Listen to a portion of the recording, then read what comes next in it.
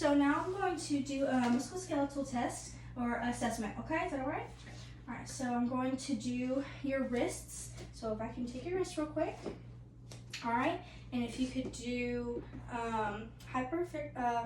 extension, okay? And then flexion, and then this is just extension is normal. Alrighty, and then I'm gonna do the other, I'm gonna do it with resistance, okay? So if you can hyperextend, okay, and then flex, very good.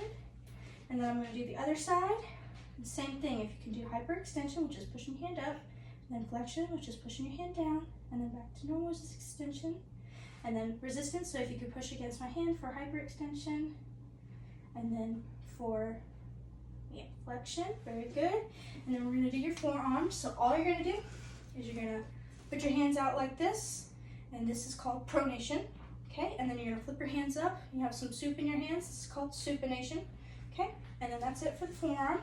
We're also gonna do the feet. So if you could just point your toes for me, that's called plantar flexion. And if you could just flex your feet for me, very good, that's called dorsal flexion. And then we're going to do your knees, okay? And we're also assessing to see if we have any popping or anything like that, okay?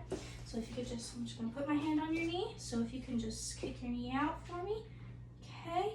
If you feel a little bit of crepitus in there, which is that popping sound and that popping feel, all right? And then if you can just kick your knee back for me, all right? And that's flexion, and then what we just did is hyperextension and kicking your leg out. All right, and I'm gonna do the other knee, same thing. If you can kick it out, and then flex it for me, okay? I felt a little bit of crepitus in that one, but not a lot. And then we're also gonna assess your gait and your balance, okay? So if you can just stand up for me, alrighty. I'm just gonna make sure that there's no swaying. So if you can just stand with your feet together and close your eyes. I'm just going to hold my arms. I'm just going to check to see if you have any swaying. All right, I don't see any swaying. And then also, if you can just walk forward for me and then walk back to the wall. All right, you have good balance. Yep, all right, awesome. And that is it for the musculoskeletal exam. Thank you. Yes, sir. All right, knock. Hi, my name is Julia. I'm going to be your student nurse today. I'm going to perform hand hygiene and provide privacy. All right, can you verify your name and date of birth for me? Jennifer Waters, 1/20/1975. Okay, is it all right if I touch you? Yes. All right, I'm just going to check your name and your date of birth on your wristband. Alrighty, that's correct. All right, I'm going to look at my orders, and the doctor has ordered me to do a cardiac, respiratory, head, just like kind of an overall assessment of your head, neck, throat, and face. And then also I have to educate you on the Glasgow Coma scale and a neurological assessment. Alrighty, so is it alright if I do all that? Okay, so the first thing I'm going to do is I'm just going to go kind of from the head down. It's okay if I can touch you. I'm just going to assess your head, make sure there's no obvious lesions. I don't see any white spots on the head. As I'm looking at your face, it's symmetrical. I'm also looking at your ears, and they're symmetrical. I don't see any lesions or drainage. I'm looking at your face, and there's no obvious drooping. Have you been having any headaches lately? I do have headaches sometimes. Okay. And have you, do you wear any contacts or glasses? Yes. Okay, so you only have vision problems when you're not wearing your contacts or glasses? Typically, yeah. Okay, and then have you been having any ringing in your ears lately? No. Okay, and then have you been having any nasal drainage? No. Okay, have you been having any difficulty swallowing? No. Okay, difficulty breathing? No. Any chest pain? No. Okay, and as you're saying this, I see that you have, you're verbal, you have good eye contact, your eyes are alert, and you have good movement. And that's the Glasgow Coma scale. That's a level of consciousness scale that we assess if you've had a head injury recently. And we would also assess you to make sure you were oriented to person, place, time, and situation.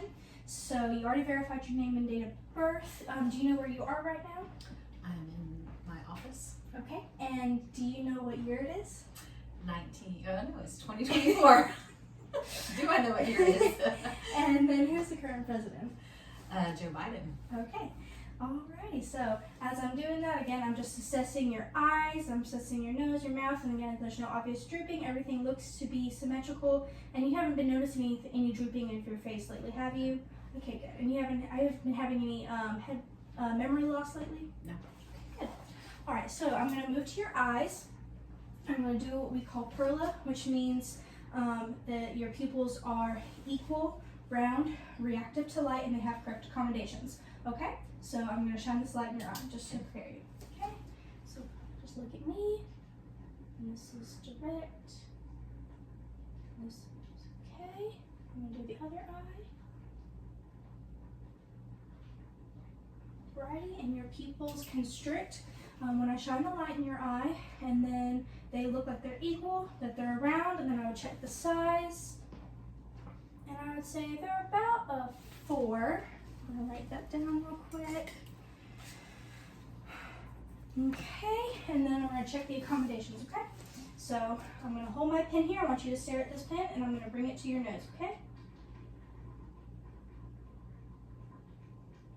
Okay, pupils constrict when the pen comes close to your nose, and then they expand when the pen is taken away, so you have correct accommodations.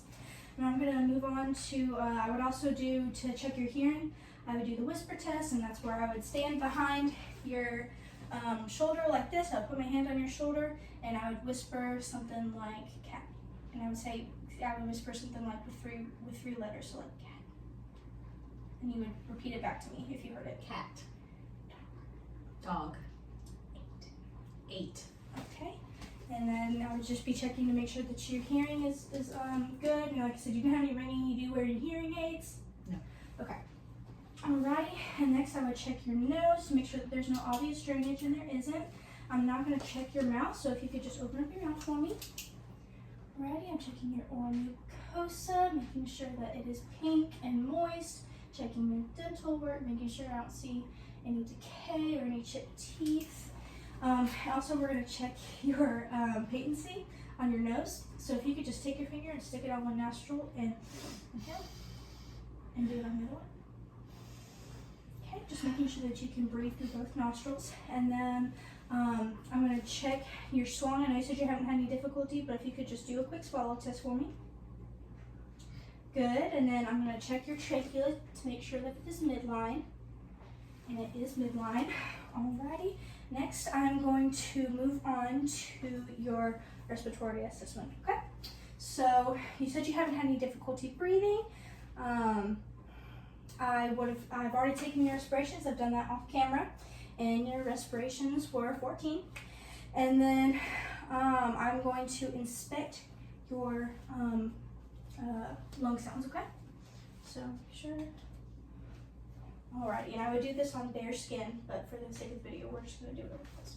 Okay, so this would be the right upper lung. You can take deep breaths for me. Okay, and then the left upper lung. Okay, and then the left lower lung. And the right middle lobe. Okay, and then if you can just cross your arms for me. I'm just going to listen to your Hello, sir. How are you? How you doing? Good. Left. How are you? Take a deep breath for me. Alright, and then put your arm down and cross the other arm for me. I'm going to listen to your right lower lobe.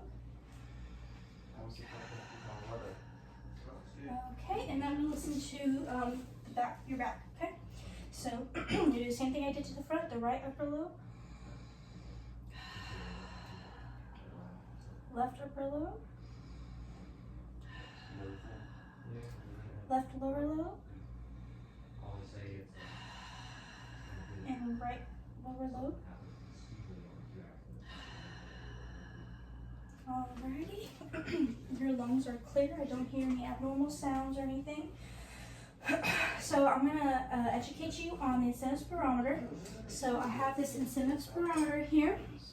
And this would be to if you had any difficulty breathing. So you would take this, you would inhale to the level that was prescribed to you, and then you would let go, and you would do this, you would exhale, and then you would do this 10 times an hour or every commercial break. So if you could just practice that for me real quick, so just inhale.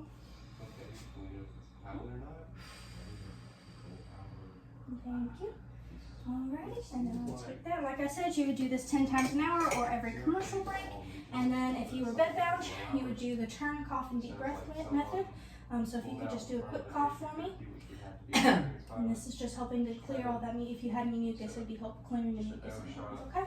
And then you do the same thing with the incident barometer 10 times an hour. Alrighty, so the next thing I'm going to do is your cardiac assessment. Oh, and have you been having any coughing or sputum lately? Okay, good. I'm going to move on to your cardiac assessment.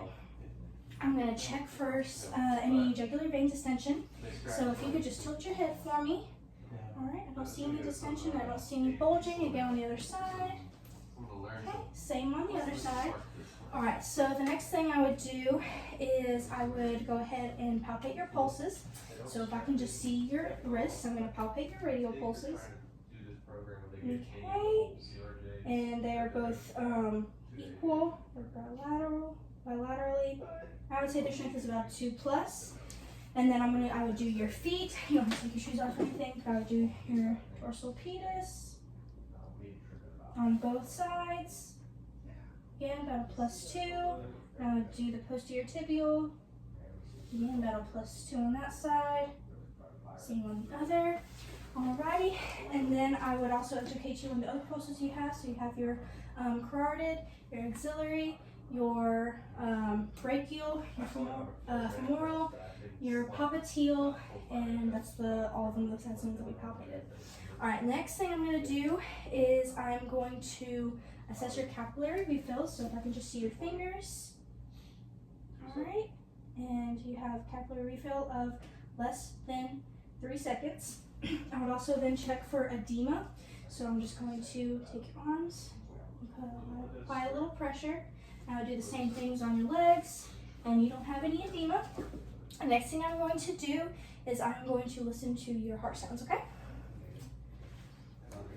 So I would do aortic, pulmonic,